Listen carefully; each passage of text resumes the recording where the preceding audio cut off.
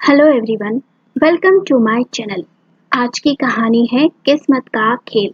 कहानी पसंद आए तो वीडियो को लाइक करें, शेयर करें और चैनल को सब्सक्राइब करें।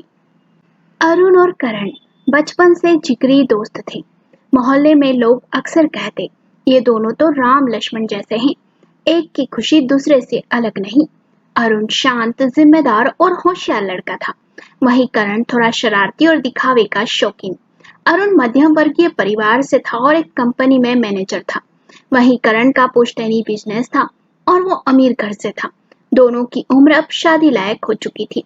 एक दिन करण के पापा ने कहा, बेटा, शर्मा जी की बेटी सुनैना बहुत ही अच्छी है, कल उनके घर चलकर लड़की देख लेते हैं।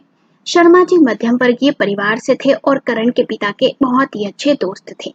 करण ने तुरंत हामी भर दी, लेकिन उसने जिद की कि अरुण भी साथ चलेगा क्योंकि वो उसका करीबी दोस्त है, उसे भी देखना चाहिए। अगले दिन दोनों दोस्त सुनैना के घर पहुंचे। सुनैना को देखकर करण का दिल तो वहीं अटक गया। गोरी चिट्टी, बड़ी बड़ी आंखें, मासूम सी मुस्कान। लेकिन अरुण की नजरें ठहर सी गई न सुनैना की सादगी पर। सुनैना बातों में बेहद ही समझदार थी। सुनैना के परिवार को करण पहले से ही पसंद था, क्योंकि वो सुनैना के पिता के जिगरी दोस्त का बेटा जो था और करण के पिता अमीर जो थे। कौन से माँ बाप अपनी बेटी के लिए ऐसे रिश्ते को नकार देते। सबको यही लगा कि रिश्ता करण से तय होगा, पर भाग्य में तो कुछ और ही लिखा था सुनैना के। लेकिन उधर सुनैना के दिल में अरुण की शालीनता घर कर गई थी। करण ने बाहर आते ही कहा, यार अरुण, सुनैना पर तो मैं फिदा हो गया हूँ, वो मेरी लाइफ पार्टनर बनेगी। ये सुन अरुण चुप रहा, उसने अपने दिल की बात छुपा ली। रिश्ता आगे बढ़ा, करण और सुनैना की सगाई हो गई। लेकिन धीरे धीरे करण का असली रूप सामने आने लगा। उसे शराब और दोस्तों में वक्त बिताने की आदत थी। बिजनेस भी संभल नहीं रहा था। सुनैना अक्सर अकेली और उदास रहने लगी। एक दिन सुनैना ने रोते हुए अपनी माँ से कहा, माँ, करण तो बिल्कुल अलग निकला, उसमें ना जिम्मेदारी है ना अपनापन। पर माँ ने कहा, अब शादी की तारीख तय हो गई, कुछ कहेंगे तो बदनामी होगी, और शादी से पहले तो सभी मर्द ऐसे ही होते हैं, जिम्मेदारियां उन्हें बाद में बदल देती है बेटी। ये सुन सुनैना चुप हो गई। अरुण ये सब देखता रहा मगर कुछ नहीं कह पाया और ना ही कर पाया। मन ही मन वो सुनैना को बहुत ही चाहने लगा था। वो जानता था करण सुनैना के लायक नहीं है, पर क्या करे, वो उसका बेस्ट फ्रेंड भी था। शादी से ठीक एक हफ्ता पहले करण की लापरवाही से एक बड़ा एक्सीडेंट हो गया, जिसमें उसका पैर टूट गया और लंबे इलाज की नौबत आ गई। सुनैना ने अब अपने पिता से हिम्मत कर धीरे से कहा, वो करण जैसे इंसान से आपकी दोस्ती की खातिर शादी कर अपनी जिंदगी बर्बाद नहीं करेगी। आप उन्हें बहाना बनाइए और इस शादी से इनकार कर दीजिए, नहीं तो वो अपनी जान दे देगी। बेटी की जिद के आगे शर्मा जी को झुकना पड़ा। उन्होंने बहाना बनाया और अपने दोस्त से कहा, करण कब ठीक हो पाता है पता नहीं, और अच्छे से चल भी पाएगा या नहीं पता नहीं, इसलिए हम सुनैना की जिंदगी खराब नहीं कर सकते, इसलिए इस रिश्ते को यही खत्म करने में भलाई है। ये सुन करण के पिता चौंक गए, पर कुछ कह न सके। वे अच्छे से जानते थे करण का चाल चलन ठीक नहीं था, इसलिए मौन ही रहे। रिश्ता टूटने के कारण करण टूट सा गया था और अरुण भी दुखी था। अरुण सुनैना को बहुत चाहने लगा था, वो उसे पाना चाहता था, इसलिए उसने ये बात अपनी माँ को बताई। कुछ महीनों बाद अरुण की माँ ने सुनैना के लिए रिश्ता भेजा और इस बार सुनैना ने खुशी खुशी हाँ कह दिया, क्योंकि वो भी अरुण को मन ही मन बहुत पसंद करने लगी थी। दोनों की शादी हो गई। उसके बाद करण ने अरुण से रिश्ता ही तोड़ लिया।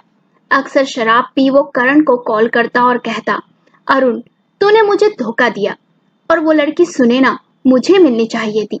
अरुण उसे समझाता, भाई, मैंने कुछ नहीं किया, ये सब तो किस्मत का खेल है। शादी के बाद अरुण और सुनैना का जीवन सुखमय होने लगा था। दोनों एक दूसरे को समझते, सम्मान देते। वहीं करण का गुस्सा और बदहाली बढ़ती गई। एक दिन अरुण ने एक पार्टी रखी थी।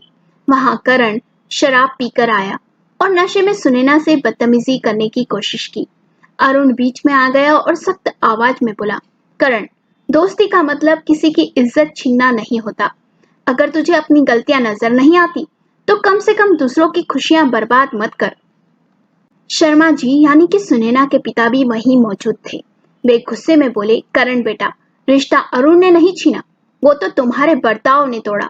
लड़की घर गृहस्थी के लिए चाहिए, शराब और शोरगुल के लिए नहीं। सच सुन करण वही टूट कर बैठ गया। उसकी आंखों से आंसू बह निकले। कहीं ना कहीं करण को अपनी गलतियों का पछतावा तो था।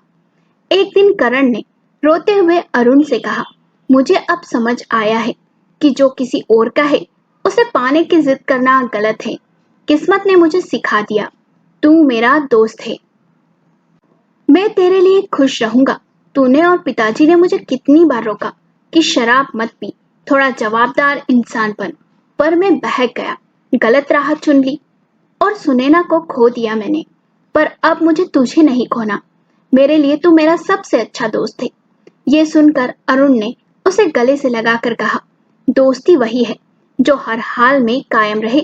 जिंदगी में किसका क्या लिखा है ये ऊपर वाला तय करता है। करण ने सुनैना से माफी मांगी।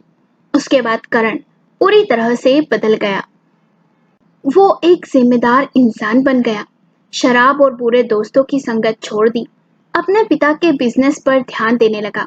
कुछ समय बाद करण की मुलाकात अवनी से हुई और दोनों में प्यार हुआ और शादी हो गई।